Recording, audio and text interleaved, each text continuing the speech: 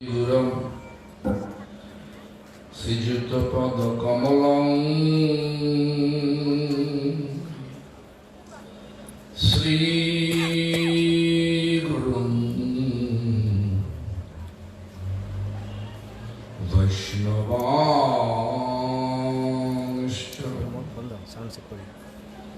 শ্রী রূপং শক্রজাতং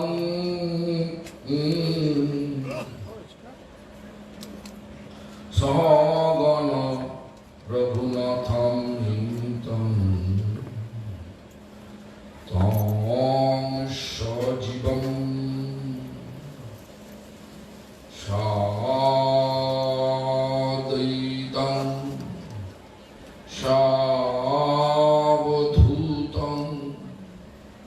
পরিজন সহিতং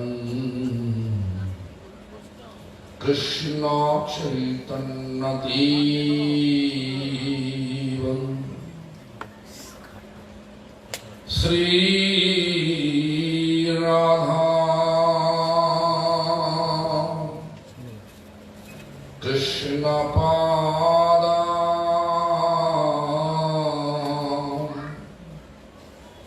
সগণ ললিতা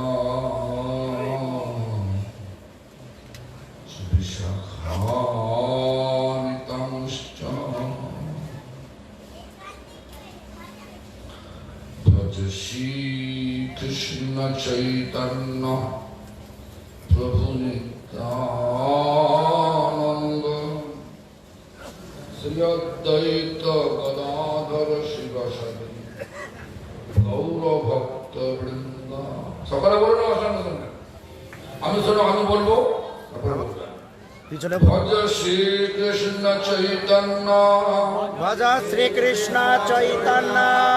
বলছেন না ওখানে বলছেন না, সকালে জোরে জোরে বলুন, যত গলার জোর আছে।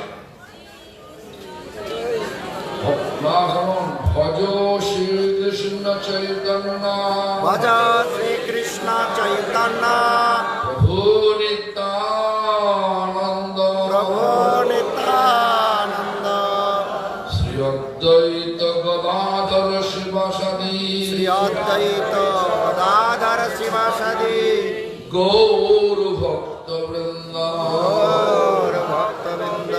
আবার বলুন, ভজ শ্রী কৃষ্ণ চৈতন্য ভজ শ্রী কৃষ্ণ চৈতন্য।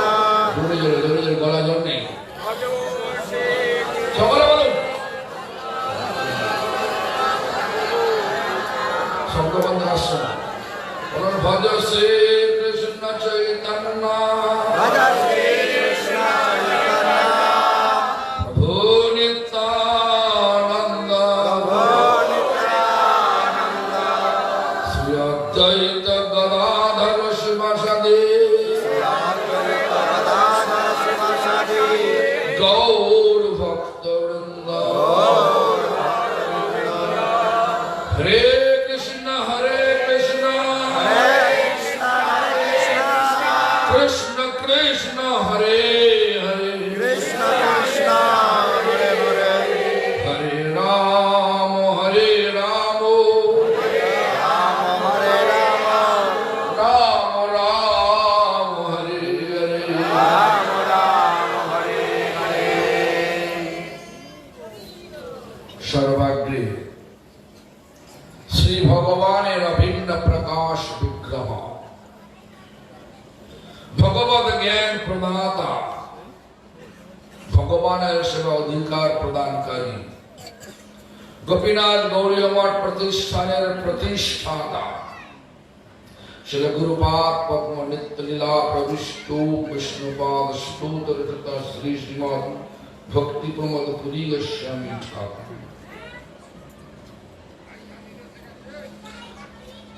পরম গুরুপাদ পদ্ম সারা বিশ্বে সে গৌরীয় মঠ প্রতিষ্ঠানের মূল প্রতিষ্ঠাতা, নিত্যলীলা প্রবিষ্ট শিল প্রভুপাদ ভক্তি সিদ্ধান্ত সরস্বতী গোস্বামী ঠাকুর। नित्यलीला प्रविष्टों वैष्णवपाद परमहंस कुल चूड़ामणि ठाकुर श्री गौर किशोर दास बाबाजी गोस्वामी महाराज। গৌড়ীয় মঠের সপ্তম গোস্বামী নিত্যলীলা প্রবিষ্ট বিষ্ণুপা সচ্চিদানন্দ শ্রীশিল ভক্তিবিনোদ ঠাকুর তথা সম্প্রদায়ের পরম্পরার সকল সদস্যবৃন্দ, শুদ্ধ ভক্তবৃন্দ ও সম্প্রদায় কর্তৃক স্বীকৃত আচার্যবৃন্দ সকলের শ্রীপাদ পদ্মে জানাই দণ্ডবৎ প্রণাম। সবাই উপস্থিত ত্রিদণ্ডী পাদগণ, বৈষ্ণব বৃন্দ, বৈষ্ণবী বৃন্দ, মাতৃমণ্ডলী, সজ্জন বৃন্দ তথা এই গ্রামবাসী বৃন্দ, আশিমডাঙ্গার গ্রামবাসী বৃন্দ, সকলকে জানাই আমার যথাযোগ্য সম্ভাষণ। সকল আমার প্রতি প্রসন্ন।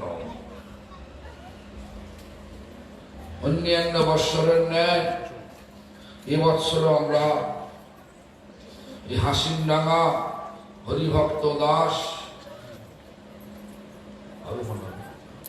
হ্যাঁ আপনাদের কাছে অতি পরিচিত হারু মন্ডল, তার পরিবারের সমস্ত সদস্যগণ এই সভার আয়োজন করে থাকে। চৈতন্য মহাপ্রভুর আবির্ভাব উৎসবের ঠিক পূর্বে এসব আয়োজন করে থাকে। এই সভা মানে যেখানে সভ্যবাদ থাকে, ধর্ম সভা মানে যেখানে ধর্মের কথা আলোচনা হয়। ধর্ম মানে ধর্মের সংজ্ঞা দিতে গিয়ে আমার পরম গুরুপাদ পদ্ম নিত্যলীলা প্রবিষ্ট বিষ্ণুপাদ ভক্তি সিদ্ধান্ত সরস্বতী গোস্বামী ঠাকুর, গৌড়ীয় মঠের শিল প্রভুপাদ, তিনি বললেন আমাদের প্রকৃত পরিচয় হচ্ছে আমরা আত্মা। আত্মা তো নাকি আপনারা কি ভাবেন আমরা কি, আমাদের আসল পরিচয়টা কি আত্মা না অন্য কিছু, শরীর, কোনটা? সকালে বলুন, জোরে বলুন, বলুন আরো জোরে বলুন।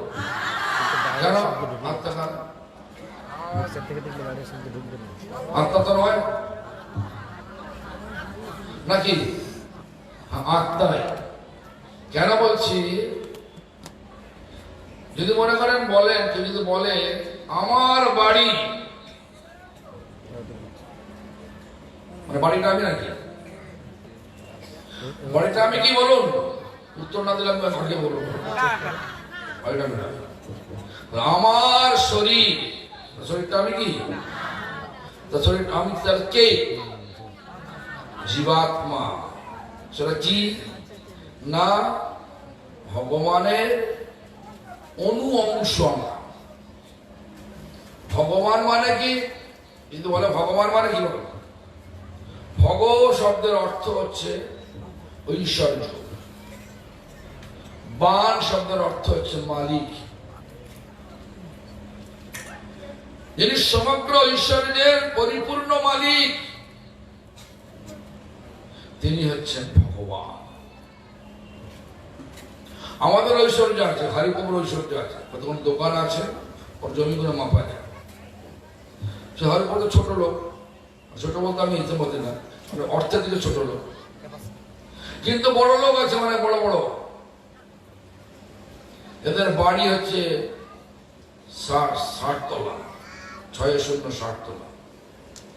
5টা তলায় শুধু গাড়ি রেখে দিয়েছে, বিভিন্ন রকমের গাড়ি। সেই সমস্ত ব্যক্তিরও ঐশ্বর্যকে মাপা যায়। যাকে মাপা যায় সে মায়াদেবীর অন্তর্গত, আর যাকে মাপা যায় না তাকে সে কখনো মায়াদেবীর অন্তর্গত না। যা মাপতে পারলে মায়াদেবীর অন্তর্গত, মায়াদেবীর অধীন। আর যাকে মাপা যায় না সে হচ্ছে মায়াদেবীর বশ, মানে মায়াদেবীর যার থেকে উৎপন্ন। সমস্ত জগৎ জীব যার উৎপন্ন, জগৎ জীবের সৃষ্টিকর্তা, জগতের সৃষ্টিকর্তা সব, সেটাকে তিনি ভগবান। যে ভগবানের সংজ্ঞা মানে ভগবান কাকে বলে সেটা বললেন শ্রীমদ্ ভাগবতম। ঐশ্বর্যস্য সমগ্রস্য বীর্যস্য যশস্যম, চারটে তারপর দুটো আছে। জ্ঞান বৈরাগ্যস্য সরভগ ইতি না। ঐশ্বর্য সমগ্র মানে কোন সীমিত নয়, পুরা। আর বীর্য শক্তি, কিরম শক্তি? 7 বৎসরের বালক কৃষ্ণ কোন রকম কষ্ট না করেই গোবর্ধন পর্বতকে বাঁ হাতের কনিষ্ঠ করে রেখে দিলেন। 7 দিন রাখতে পারবেন নাকি? আজকালকার দিনে মানুষের মনের মণিকোঠায় তৈরি সব ভগবান যারা আছে এখনকার এই বাংলা বিশেষ করে অনেক ভগবান হয়ে গেছে। শুধু বাংলা না, পাঞ্জাবে আছে, সমগ্র ভারতবর্ষে রয়েছে অনেক ভগবান। তাই সে সমস্ত দেখবেন ভগবান সব এখন জেলে আছে, অনেকগুলো জেলে আছে। অনেক ভগবান এখন জেলে আছে, পড়ছে, বহু বছর হয়ে গেল। কেন? অন্যায় করেছে। ভগবান অন্যায় করে নাকি? দুর্যোধন ভগবান কৃষ্ণকে জেলে পুরতে চেয়েছিলেন, পেরেছিলেন নাকি? পেরেছিলেন? ভগবানকে বাঁধা যায় না, ভগবানকে বন্দী বানানো যায় না, ভগবানকে ধরা যায় না। ছোট্ট শিশু লীলা করছেন ভগবান, ছোট্ট শিশু লীলা করছেন। যশোদা মা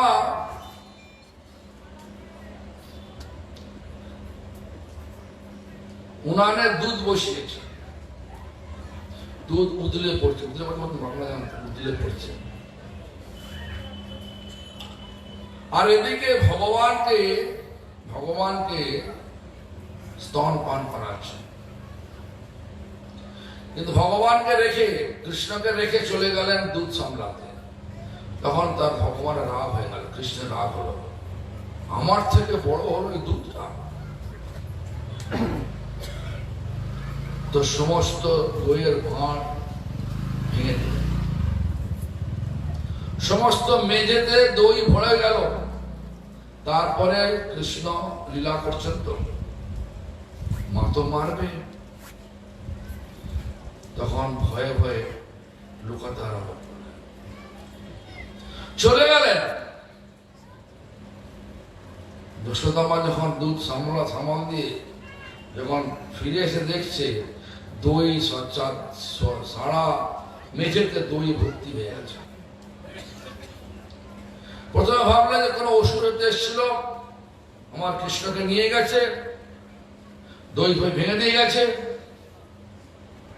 এখন তারপরে দেখতে পারলো না, কৃষ্ণের তো পা এই দিকে যাচ্ছে, কৃষ্ণের চরণ চিহ্ন এদিকে আছে। কৃষ্ণ তার চরণ চিহ্ন যেতে যেতে পেয়ে গেলেন কৃষ্ণকে, ধরবে,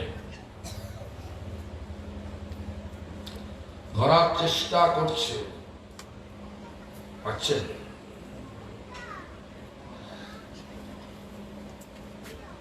নন্দ মহারাজের খামার বাড়িতে যত গাছ রয়েছে সব পাতাগুলো হাওয়াতে নড়ছে। জীব গোস্বামী তার ভাষাতে বলছেন, কৃষ্ণকে ধরা যায় না গো, গাছগুলো বলছে কৃষ্ণকে ধরা যায় না, যতক্ষণ না তুমি ধরা যায়। কৃষ্ণকে ধরতে পারে কে? ভক্তি। আমাদের চেষ্টা করতে হবে, চেষ্টা করতে করতে কৃষ্ণকে হৃদয়ে ধরে ফেলবে। বিল্লমঙ্গল, মনে করুন বিল্লমঙ্গল নাম শুনেছেন নাকি? বিল্লমঙ্গল নাম শুনেছেন? বলুন। আরে হ্যাঁ, যদি এখন মমতা ব্যানার্জি এসে বলে আমি সকলকে 10,000 টাকা করে দেব, হ্যাঁ, তাড়াতাড়ি চলে আসো। 4-5টা লোককে দেওয়ার পরে বলছে আর আমি দেবো না, আর কেউ বাকি আছে? তখন কিরম করে বলবেন? কিরম করে চেল্লান বলুন, আমি আছি আমি আছি বলবেন কিনা? ঠিক তেমনি করে বলো ভগবান।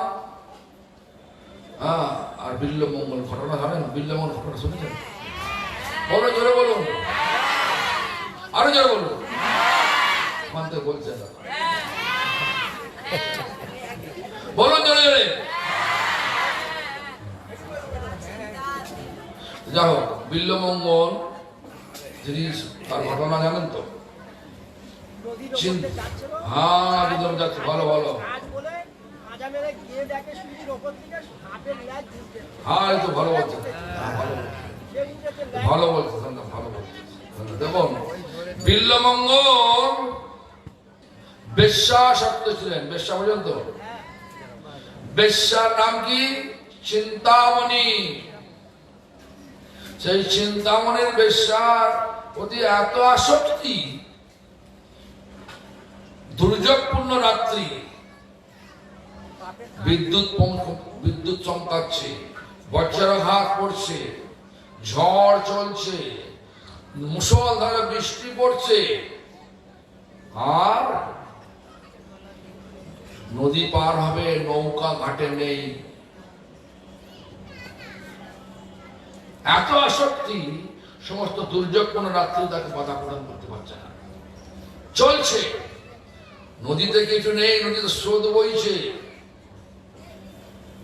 তো কি করলো? যেতেই হবে তাকে। দেখতে পেলো একটা পচা গলা মরা মানুষ যখন জলে ঝাঁপ দেয়, যখন প্রাণ থাকে, তখন ডুবে যায়।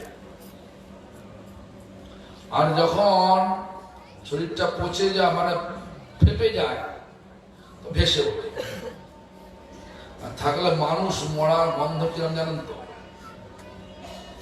দুধ ভালো, দুধ পচে গেলে কিরম না খেতে পারবো না। তাই মানুষ মরা গন্ধ তার নাকে লাগছে না, এত আসক্তি। জলে ঝাঁপ দিলেন, ওটাকে ধরে ফেললেন, নদী পার হয়ে গেল, কারণ গায়ে গন্ধ লাগছে না। পার হয়ে যাওয়ার পরে চিন্তামণির কোয়ার্টার, মানে যেখানে থাকেন, সবাই তো দরজা জানলা বন্ধ করে ভেতরে বসে আছেন, দুর্যোগপূর্ণ রাত্রি। তারপরে তো বলছেন না, পাঁচিল টপকাবে কি করে? দেখছে যে একটা দড়ি ঝুলছে, দড়ি তো নয়, এটা মহেল সাপ। এত আসক্তির দৃষ্টিতে সে আর সাপটাকে সাপ দেখে দড়ি দেখছে। শেষ দড়ি ধরে উঠে গেলেন, পাঁচিল টপকে ঝুপ করে যখন পড়লেন, শব্দ হলো, শব্দ শুনে চিন্তামণি দরজা খুললেন। খুলে দেখছেন প্রচন্ড গন্ধ। ছি ছি ছি, কি ব্যাপার? কোথা থেকে এসছে? কিভাবে পার হলে? এত দুর্যোগ, নৌকা পেলে নাকি? না, ওখানে একটা কাঠ ভাসছিল, গন্ধযুক্ত পচা গলা মানুষের দেহকে কাঠ ভেবে চলে গেল। তার নাকে কোনো গন্ধ লাগছে না, কিন্তু চিন্তামণির নাকে গন্ধ লাগছে। তারপরে আমাদের কিভাবে পাঁচিলটা টপকালে? বলছে যে একটা দড়ি ঝুলিয়ে রেখেছো। কে দড়ি ধরেছে? আমি তো রাখি না। দেখেন একটা ময়ের সাপ ঝুলছে। তখন চিন্তামণি বলে বসলেন, ছি ছি ছি, এই আমার মতো একটা পচা গলা শরীরকে, শরীরে এত আসক্ত হয়ে আপনার এত কিছু করলেন, আর যদি এই আসক্তি যদি ভগবানেতে রাখেন তাহলে ভগবানকে পেয়ে যান। এই কথা শোনার সঙ্গে সঙ্গে বিল্বমঙ্গলের সমস্ত চিন্তার পরিবর্তন হয়ে গেল। তখন চিন্তা করলো, আমি আর এই সমস্ত পেছনে ঘুরবো না। কিন্তু স্বভাব তো যায় না।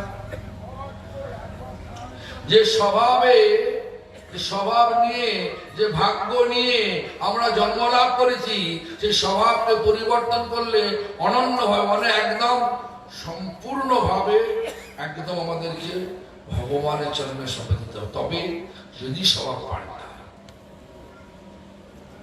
যে স্বভাব নিয়ে জন্ম লাভ করেছি, স্বভাবটা আছে আমাদের। দেখবেন মঠে আমাদের সবাইকে সমান নাকি? গুরু তো একটাই, শিক্ষা তো একই জায়গা হচ্ছে। ভগবান আমাদের গুরু বরবর বলছেন কি, যে জীবে দয়া, ঈশ্বরে প্রেম, স্বজনে মৈত্রী, নামে রুচি, এগুলো দিয়ে আমাদের হরি ভজন করতে হবে, হরিনাম করতে হবে। কিন্তু হয় কি, মঠে মারামারি হয় কিনা? এক মঠ আরেক মঠে নিন্দা করে কিনা? হ্যাঁ, এক মঠের ভক্ত যদি অন্য একটা তার পাড়ায়, অন্য একটা মঠের পাড়া, যেখানে অন্য মঠ ভিক্ষা করে, সেখানে যদি ঢুকে পড়ে, কি করে? বলে হ্যাঁ করুন করুন, বলে নাকি? একই মঠ, আবার একই মঠ, মানে একই জায়গায় রাধা কৃষ্ণের পূজা হচ্ছে, দু জায়গায় উপাসনা করছে রাধা কৃষ্ণ। আর এই মঠের লোক যদি ওই মঠের ভিক্ষার জায়গায় ঢুকে পড়ে, কি বলে? ঢেউ ঢেউ করে। কেন? জীবিতা হলো নাকি? ঈশ্বরের প্রেম হলো নাকি? পয়সার প্রেম হয়েছে নাকি? আমরা তো স্বভাব একই মঠে লোক আছি, একই পোশাক পাচ্ছি, একই গুরু থেকে একই পরম্পরায় আছি, কিন্তু আমাদের স্বভাব যায় না। কেন স্বভাব যায় না? মূলে, মানে মরলে স্বভাব যায় না, আর ইজ্জত যায় না ধুলে। কথাতে বাংলায় স্বভাব যায় না, মরলেও স্বভাব যাবে না। যদি অনন্য ভাবে ভগবানেতে শরণাগত না হওয়া যায়, আমাদের স্বভাব পাল্টানো খুবই মুশকিল। তা বিল্বমঙ্গল বিচার তো নিয়ে নিল, স্বভাব তো পরিবর্তন করতে পারছে না। সব সময় চোখ যখনই দেখতে কোনো সুন্দর মহিলা, মন চলে যাচ্ছে সেখানে। আহারে, যদি একবার পেতাম, ভোগ করতাম। মনে মনে ভোগ করলেও তো সেটা ভোগ। তাই যাই হোক, এখন একজন মহিলা, স্ত্রী, পরস্ত্রী, সুন্দর, তার দিকে চোখ যাওয়ার সঙ্গে সঙ্গে বিল্বমঙ্গল বিচার নিল, এই চোখটা আমার শত্রু, এই চোখটা অন্ধ করে দিতে হবে। করতে পারবেন তো? তখন মহিলাকে গিয়ে বললেন, স্ত্রীকে, পরস্ত্রীকে বললেন, আচ্ছা দেবী, ওনার মাথার, এখন তো মাথার কাঁটা লাগে না, বলে কাবড়ি লাগে। তখন তো আমাদের, তোমার মা কাটা, রূপোর কাটা আছে। যাই হোক, কাঁটা চেয়েছে, দিয়ে দিল। তারপর বললেন কি, এই চোখ দুটো আমার শত্রু, অন্ধ করে দিলেন, অন্ধ করে দিলেন। করতে পারবেন? আমাদের মঠে তো এমন আছে, আমাদের মঠের মধ্যে এখন এমন আছে,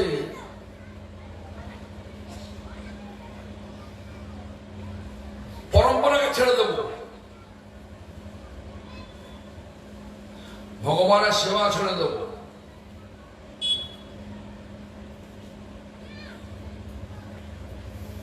তাদের প্রতি প্রস্তুত আছে, কিন্তু বিচারকে ছাড়বো না। আমি যে বিচার নিয়ে নিয়েছি ছাড়বো না। যাই বলো, গুরু বলো, বৈষ্ণব বলো, কারো কথা মানবো না। যেটা বিচার নিয়েছি সেটা মানব, সেটা আমরা করব। এই গোয়ার্তমিতে ভগবানের সেবা হয় না। গোয়ার্তমি অর্থ পর্যন্ত গোয়ার্তমি এখানে বলছেন সর্বস্ব তোমার চরণে সপিয়া পড়েছি তোমার ঘরে। ওরে তুমি তো ঠাকুর তোমার কুকুর বলিয়া জানো মোরে। ভগবানের কুকুর হলেই ভক্ত হওয়া যায়। ভগবান আমাদের ঠাকুর, আমরা ভগবানের কুকুর। এই বিচার এলে ভগবানের শরণাগত হওয়া যায়। কুকুর কখনো বলে, কখনো কখনো তার মাস্টার রাজ্যে যে পুষেছে কুকুরটা বলে মাস্টার বলে, মানে তার কর্তা, যে কুকুরের যে মালিক প্রভু মনিব, যে কখনো কি তার কথা অবজ্ঞা করে? মনিব যা বলে করে, যা সবসময় মনিব যেটা বলে। আমরা করি কি? আমরা করি স্বভাব তো যায় না, স্বভাব যা আছে সেটা রয়ে গেছে। কিন্তু বিল্লবঙ্গ বিচারের লোক, চোখটা আমার শত্রুতা করছে। সুন্দরী মহিলা দেখলেই মন ছুটছে তার পেছনে, অন্ধ করে দিল। এবারে যাবে বৃন্দাবনে। বৃন্দাবনে যাবার পথে কে নিয়ে অন্ধ তো ভগবান থাকতে পারলেন না। গোয়াল বাল মানে হচ্ছে গোপবালক বেশে তার হাত ধরলেন, নিয়ে যাচ্ছেন। কখনো কখনো হাত ছেড়ে দিয়ে একটু দূরে গিয়ে খিলখিল করে হাসছে। তো বিল্লবঙ্গ কি বলছে? ভগবান তুমি আমার হাত ছেড়ে যেতে পারবে, আমার হৃদয় ছেড়ে যেতে পারবে। হাত ছেড়ে যেতে পারবে কিন্তু আমার হৃদয় ছেড়ে যেতে পারবে না, অবরুদ্ধ করে দিয়েছে। এই ধরনের অনন্য ভক্তিতে যখন আমরা প্রতিষ্ঠিত হব, তখন ভক্তির আসল ঘটনা বুঝতে পারব। যাই হোক, সে বিল্লমঙ্গলের ঘটনা সত্যি করে আমাদেরকে চমৎকার দেখে। আর আমরা এখন যে পর্যায়ে ভজনা করতে এসেছি, সেই পর্যায়টা বুঝতে হবে আমাদের কি করতে হবে, কি করা উচিত আমাদের। সত্যিকার দিতে পারি, সর্বস্ব দিতে পেরেছি,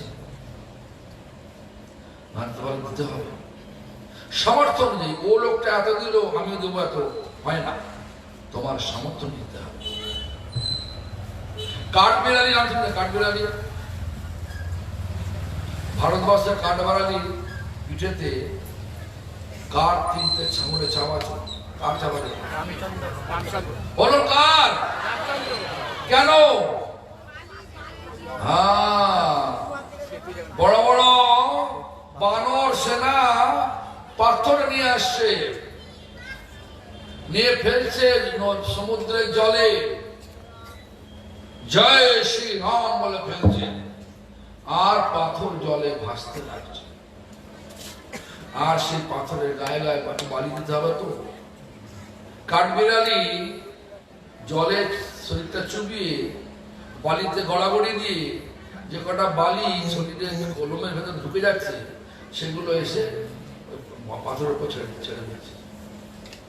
রামচন্দ্র সন্তুষ্ট সকলের উপরই, কিন্তু পিঠে হাত বোলানো কার কাছে? কাঠবিড়ালি। এত প্রচেষ্টা হাত বুলিয়ে দিলেন। দেখবেন ভারতবর্ষের কাঠবিড়ালিতে পিঠে দাগ আছে, ভারতবর্ষ পেরিয়ে গেলে একই কাঠবিড়ালি পিঠে কারো দাগ নেই। ইংলিশে বলে স্কুইরেল।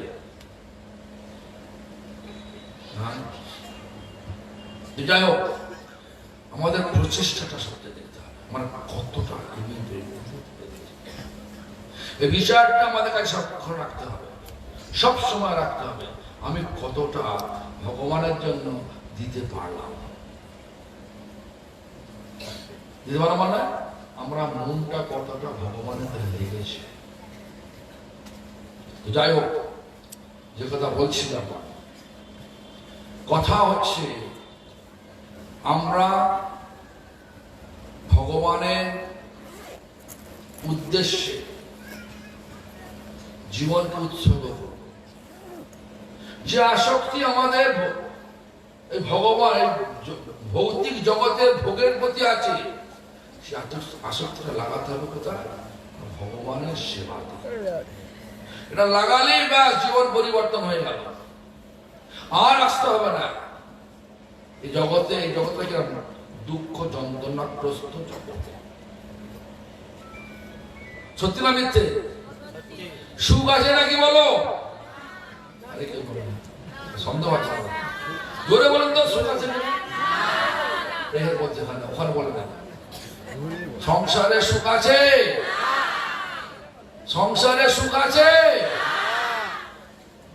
আরে বাবা, বোকার মতো কথা বলে না। আছে তো, কিন্তু লোক তো পালিয়ে গিয়ে বিয়ে করছে, পাগল বলে হবে নাকি? বোকার মতো বলে হবে নাকি? পালিয়ে গিয়ে বিয়ে করছে বলছে তো বাবা সুখ নেই, নিশ্চয়ই আছে। হ্যাঁ, কিন্তু ভ্রম আছে, ভ্রম। কি ভ্রম?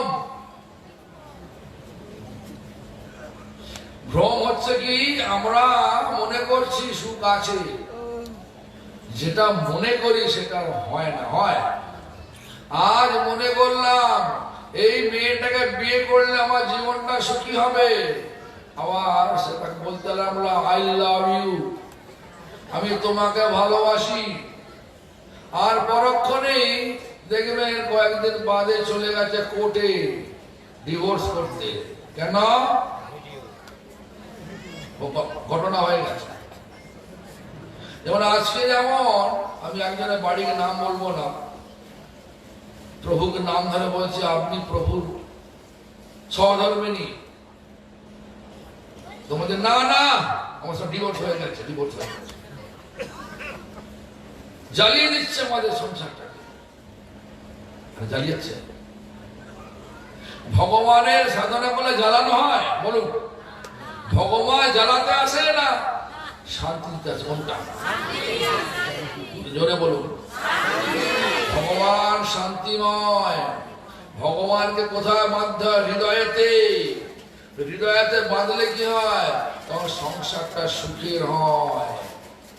আর যদি হৃদয়েতে ভৌতিক ভোগগুলো বেঁধে রাখি, নোংরা আবর্জনা ফেলে রাখি, ওই হৃদয়েতে ভগবান আসবে না। নোংরা আবর্জনা কি না ভোগ করব। আরে আমাদের পরিচয়টা কি? আমরা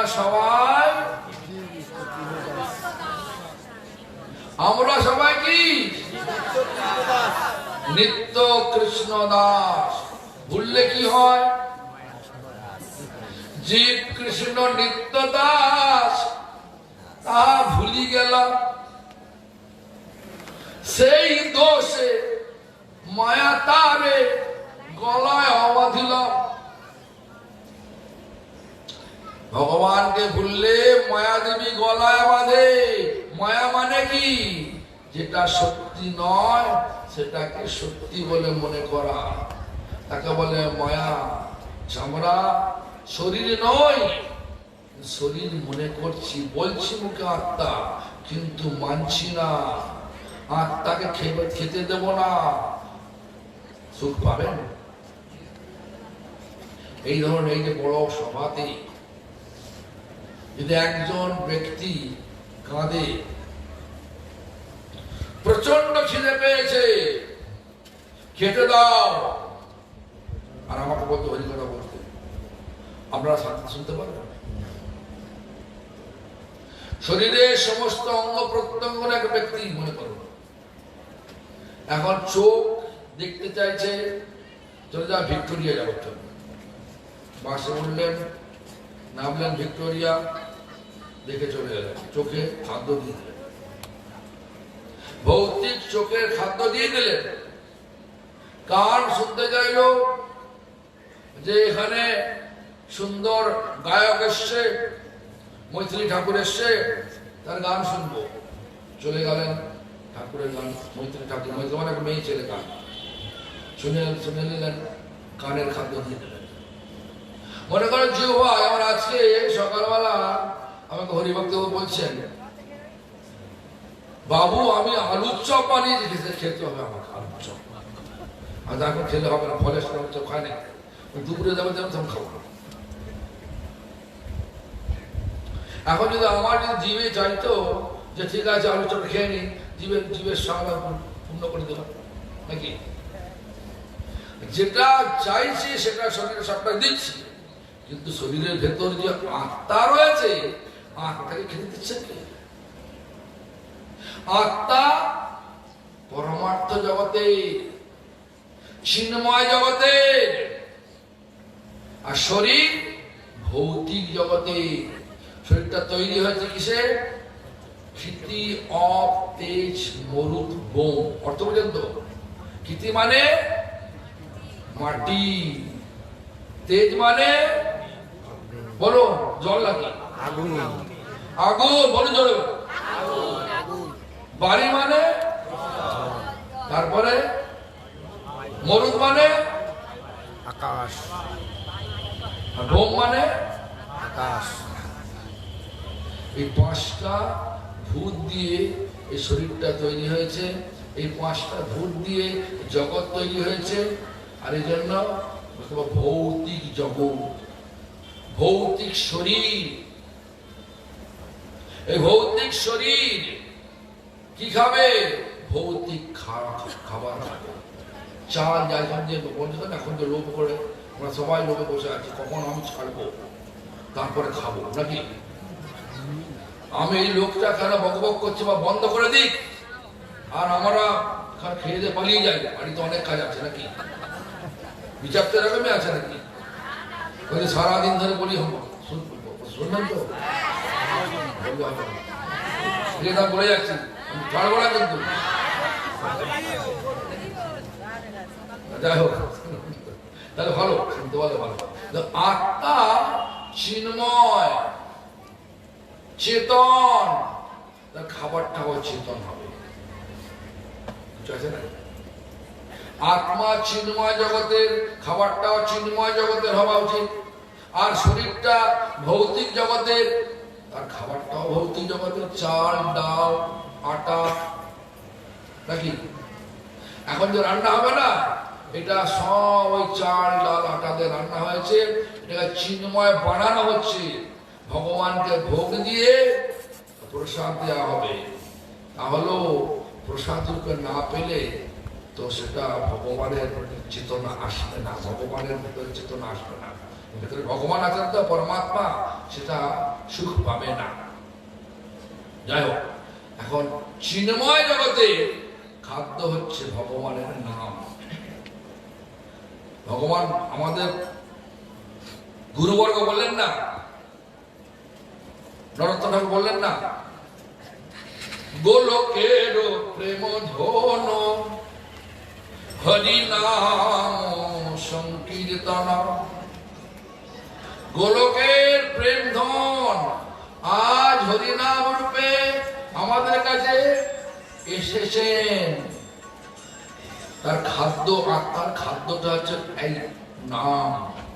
কিন্তু আমরা নাম করব না, যদিও করব তো মনঃসংযোগ দেব না, শুধু মালা টেনে যাব, আর মালা টেনে টেনে মালাটাকে কালো করে ফেলবো, অয়েলি মানে আছে চকচকে ভালো করে ফেলবো।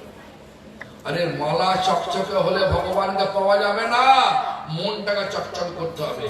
মনের মধ্যে যে সমস্ত লেগে আছে, লাভ, পূজা, প্রতিষ্ঠা, হিংসা, কুটিনাটি যে লেগে আছে, এখন যদি বলা যায়, উদ্ধবকে বলা যায়, বসে বসে আছে, বলা যায় উদ্ধব তুমি এক কাজ করো, মঠের পূজারি হয়ে যাও, থাকবে না,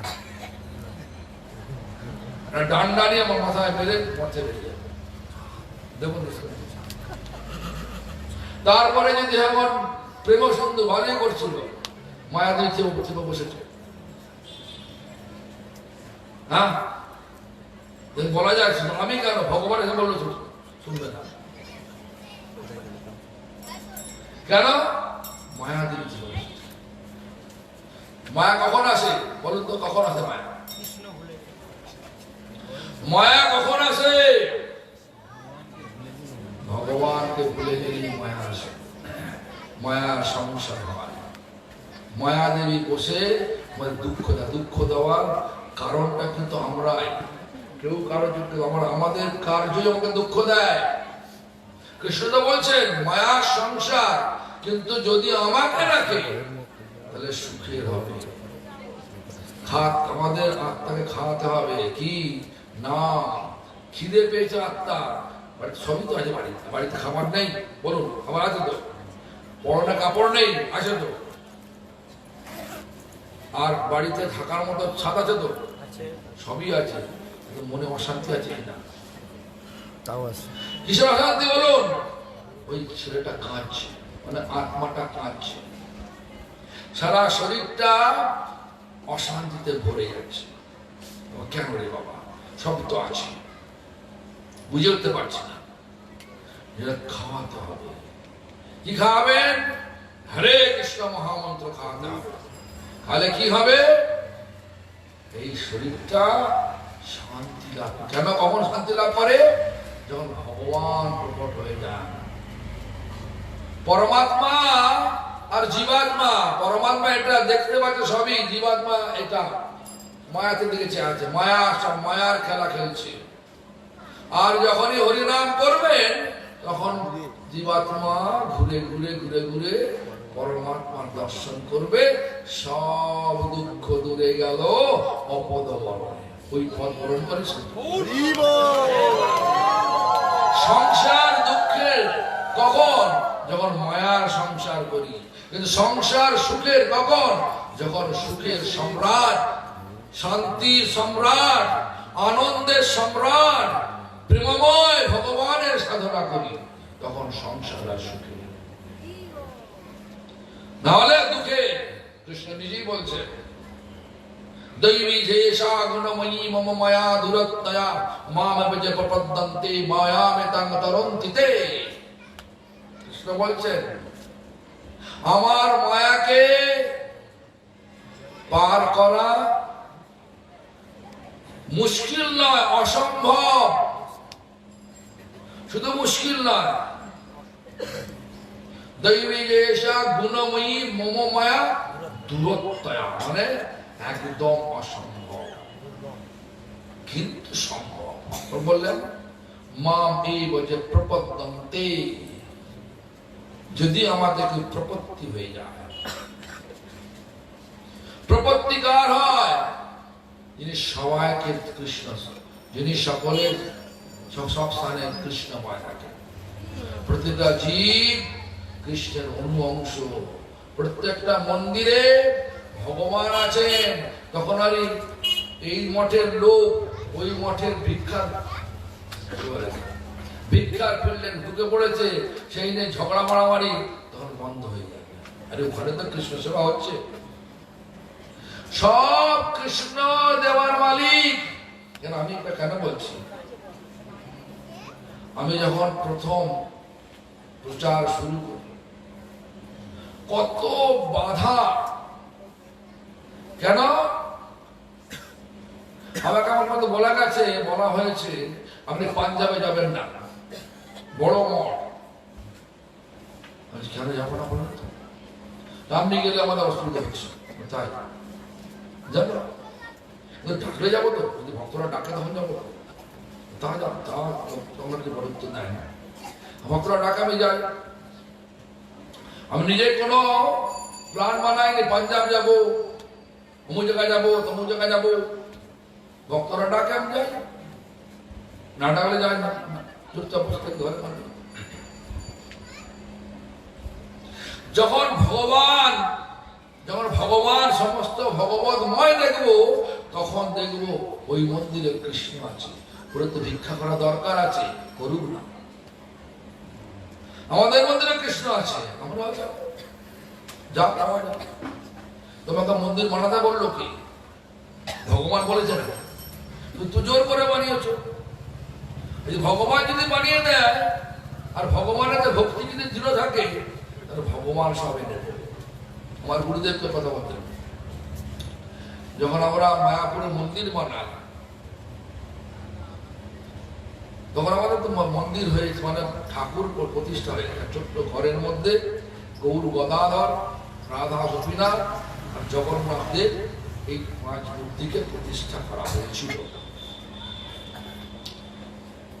গুরুদেবকে একদিন বলা হলো, গুরুদেব ঠাকুরের মন্দির করলে হয় না?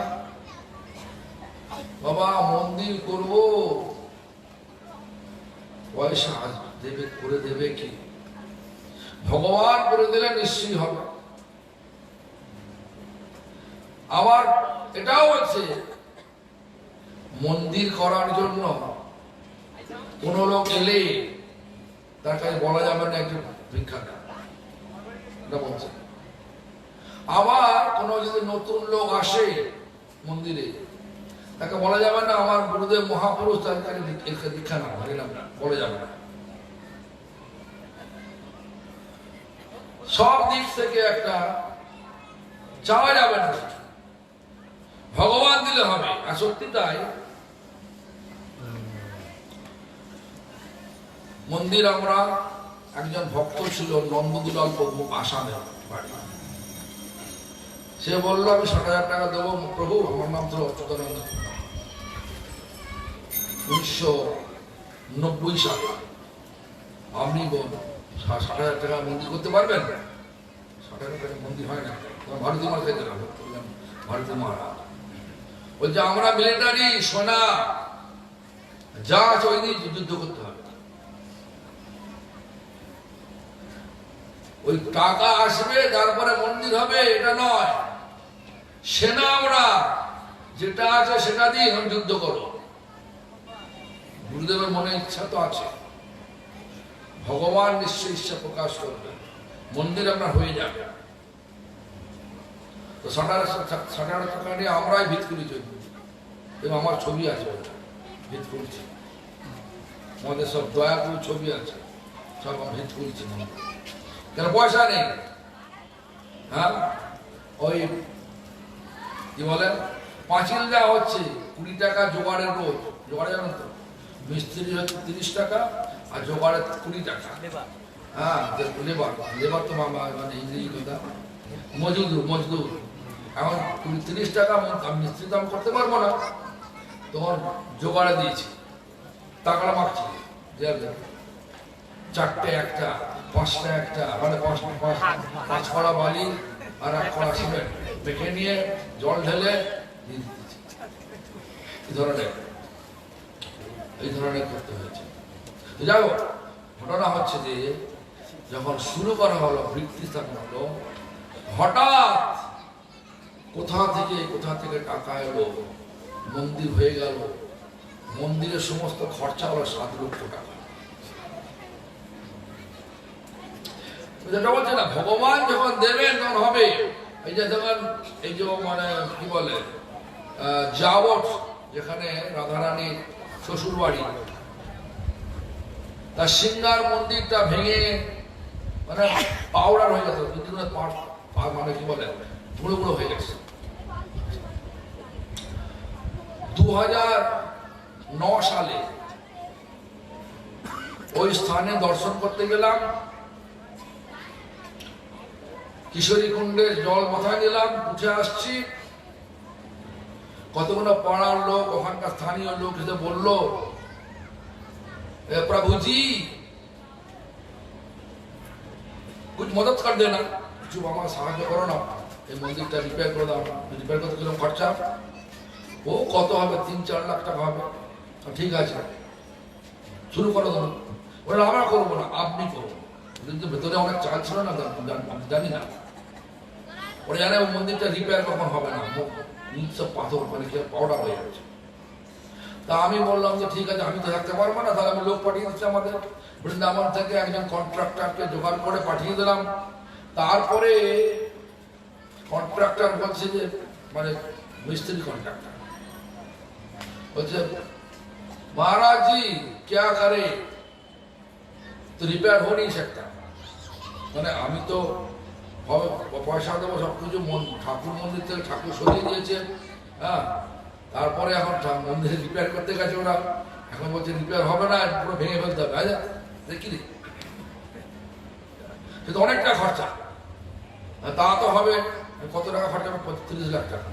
আরে 3 লাখ 30 লাখ টাকা, কত টাকা তো নেই আমার কাছে, অত টাকা নেই।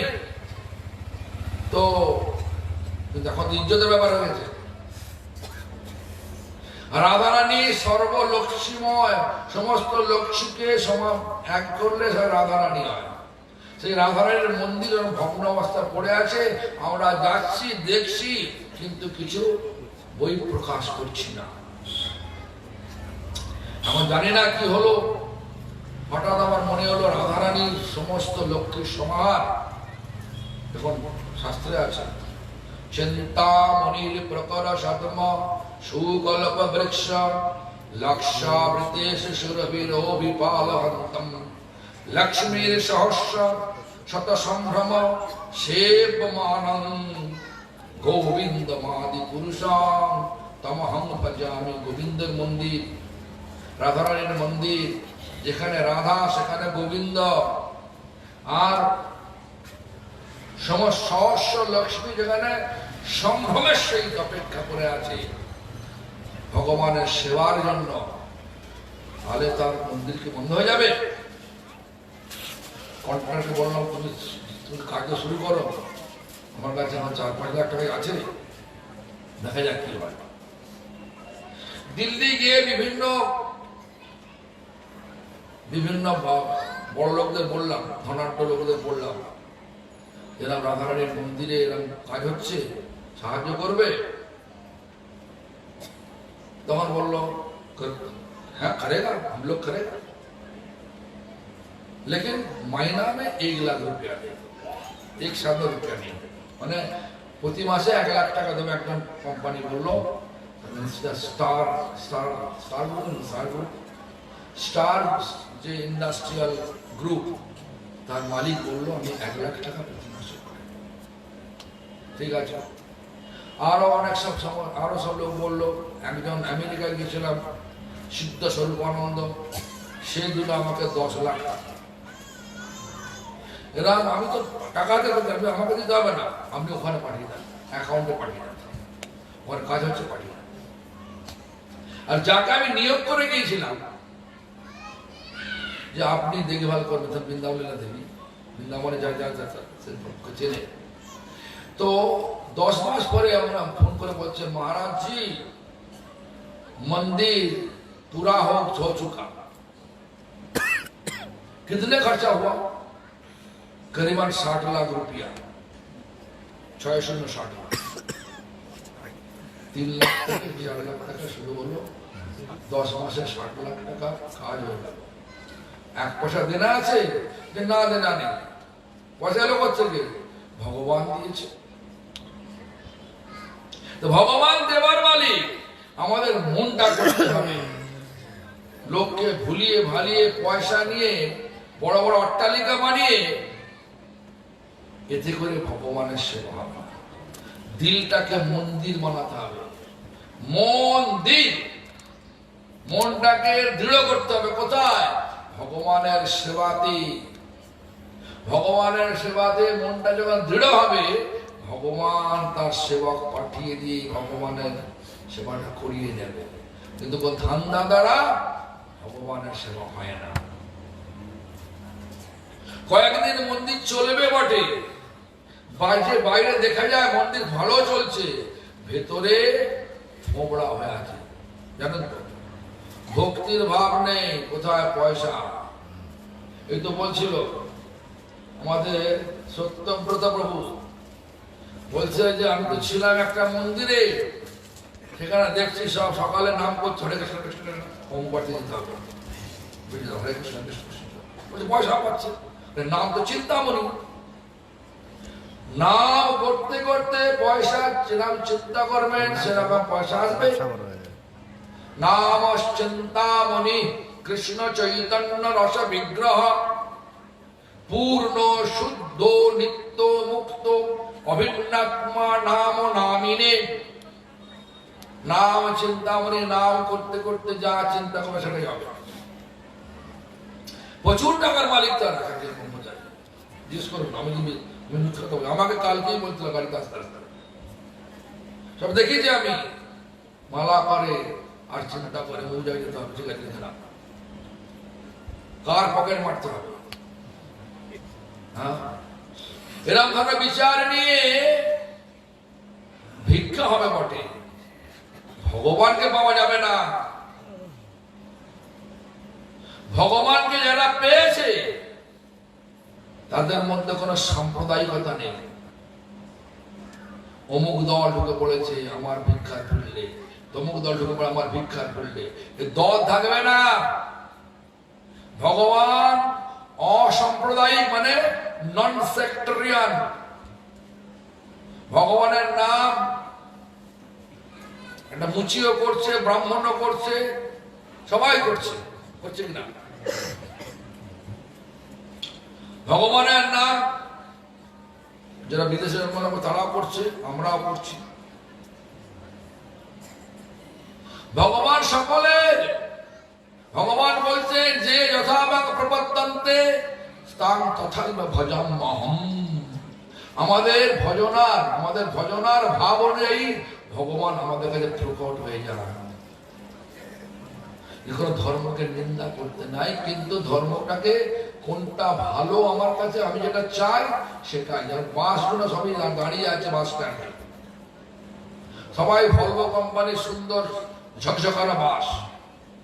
সব বাস কিন্তু এক গন্তব্যস্থানে যাচ্ছে না, একই স্থানে যাচ্ছে না। প্রতিটা বাসের গন্তব্যস্থান আলাদা আলাদা। আমি যেখানে যেতে চাই, কোথায় যেতে চান? নিত্য মানে চির শান্তিময়, চির প্রেমময়, চির আনন্দময় স্থান গোলক বৃন্দাবন। নাকি বলুন কোথায় যাবেন? কেন যাবেন? আপনি কি চান মনে মনে?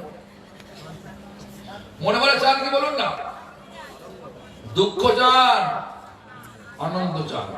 কিরাম আনন্দ? কতদিন আনন্দ বলুন? আরে জোরে বলছে না কেন?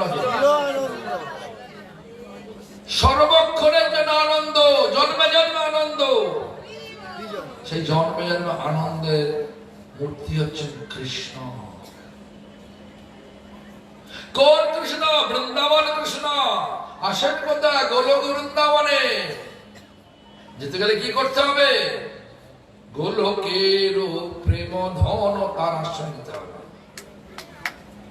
হরি নাম সংকীর্তন, সেই নামের আশ্রয় নিতে হবে। নাম কি করবে? হৃদয়টাকে পরিষ্কার করে দেবে। নাম সংকীর্তনে হয় সর্বনর্থনাশ।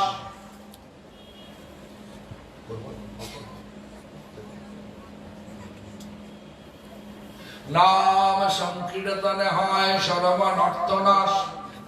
সর্বশুভদয় কৃষ্ণে প্রেমের উল্লাস।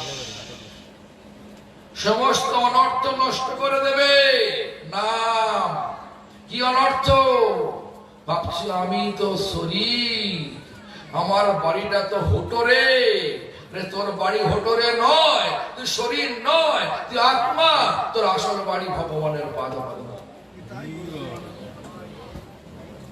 একটা আমার তো চলে। আর তারপরে অসৎ তৃষ্ণা, আমার অনেক আছে, আরো চাই আরো চাই। আরে না রে বাবা, আমি ভগবানকে চাই। ভৌতিক দ্রব্য যা আছে আমার জীবনটা চলে যাবে, আর আমার দরকার নেই। আমি শুধু ভগবানকে ভালোবাসবো, ভগবানের সেবা করব, ভগবানের কৃপাতে যা পাবো তাই নিয়ে থাকবো। বুড়ো হয়ে গেছে মানুষটা, 70 বছর বয়স হয়ে গেছে, দেখবেন আরো ব্যবসা করতে চায়, ব্যবসা বাড়াচ্ছে, বলছে। তারপর সময় পাচ্ছি না বাবু, হরিনাম করার সময় পাচ্ছি না। আরে পাবেন কি করে? 70 বছর বয়সে ব্যবসা করলেন, ব্যবসা যদি বাড়াও সময় পাবেন? ব্যবসাকে চালাতে গেলে 24 ঘন্টা ধ্যান রাখতে হয়। ঘরে শুয়ে থেকে ঠ্যাং না চলে ব্যবসা চলে না। জিজ্ঞাসা করুন, 24 ঘন্টা কোনো ছুটি ভাটা নেই না, শনিবার বা ছুটি আছে এরকম নেই। 24 ঘন্টায় ধ্যানে রাখতে হবে। কখনো সময় পাবে যদি আরো বাড়ানো। আর বলছেন কি অপরাধ, যখন ভগবান নাম করতে করতে যখন বিচার আসবে, আরে সব তো ভগবানেরই, কেন আমি অন্যায় করবো, ঠকাবো কেন, ভগবানের ভক্তকে কেন কষ্ট দেব, ঝগড়া করবো না। ভক্ত হয়ে চা খেতে নাই, চা খাবো না। ভক্ত হয়ে অনেক দ্রব্য খেতে নাই, ভগবানের প্রসাদ পাবো, সেটাই পাবো। আর ভগবানের ভক্তকে বলবো, ভগবানের ভক্তকে তার স্ত্রী হয়ে বলবো ডিভোর্স করে দিয়েছি। ভালো যখন ভালো, আশ্চর্য হয়ে গেলাম। বিচার সব পাল্টে যাচ্ছে। মজা নয়, মস্করা নয়, অনুশোচনার ব্যাপার। হওয়া যে অনুশোচনা, জীবন্ত কেটে যাচ্ছে, কখন মরে যাব কেউ জানে না। আর এই বাকি জীবনটা যেন ভগবানের সঙ্গে সম্পৃক্ত রেখে সংযুক্ত হয়ে আমার জীবনটা কাটাতে পারি, ভারী হবে। সম্পূর্ণ অনর্থ কেটে গেল। অনর্থে কেটে রাখি হয় সর্ব শুভোদয় কৃষ্ণে প্রেমের উল্লাস। নাম করলে এটা হবে। নাম করবেন, তাহলে চির প্রেমময়, চির শান্তিময়, চির আনন্দময় ধাম যেটা চাইছেন, জন্ম থেকে আজ পর্যন্ত চাইছেন, সেটা পাবেন। সেই স্থানটা হচ্ছে গোলক বৃন্দাবন। গোলক এক্সপ্রেসে চড়তে গেলে হরিনামের টিকিট কাটতে হবে। হরিনাম টিকিট কাটবেন, নাহলে দুনিয়ার ম্যাজিক দেখে, দুনিয়াতে যত ম্যাজিক হচ্ছে দেখতে দেখতে টিকিট কাটতে না পারেন, তাহলে এক্সপ্রেসে উঠতে পারবেন না। রাজধানী উঠতে পারবেন বিনা টিকিটে? রাজধানী, বন্দে ভারত উঠতে পারবেন? উঠতে পারবেন না। গোলক এক্সপ্রেস অনেক বেশি ক্ষমতা থাকে। গোলক এক্সপ্রেস, সেখানে উঠতে গেলে বলছে হরিনামের টিকিট করতে হবে। হরিনাম করবেন, গোলক এক্সপ্রেসে চলবেন, সদা গোলক বৃন্দাবন, সেই আনন্দময় ধাম চলে যাবেন। জীবনটা শান্তিময় হয়ে যাবে। ওম শান্তি, ওম শান্তি, ওম শান্তি।